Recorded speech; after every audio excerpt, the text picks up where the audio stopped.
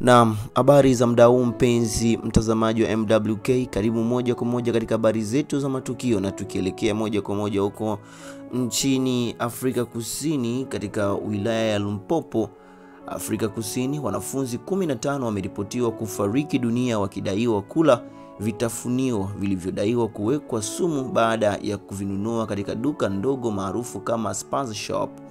Mashuhuda wamesema kuwa wanafunzi hao walinunua pakti za vyakula aina ya puffed chips pamoja na vitafunio vingine. Baada ya kula, wakaendelea na michezo yao. Hata hivyo, muda mfupi baadaye walianza kuonyesha dalili za kuumwa, ikiwemo kutapika, degedege na matatizo ya kupumua. Licha ya juhudi za haraka za wazazi na majirani kuwapeleka katika hospitali ilikuwepo karibu ya Polokwane, wengi wao walifariki dunia wakiwa bado njiani.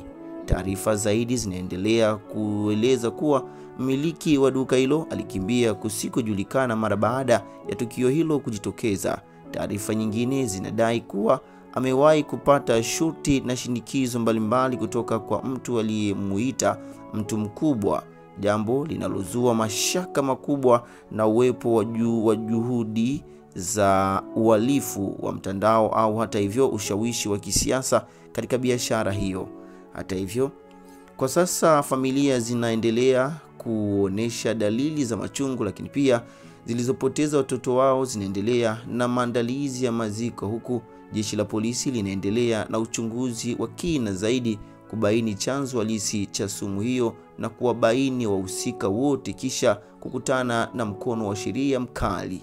Hii ni MWK, mpenzi mtazamaji wa MWK.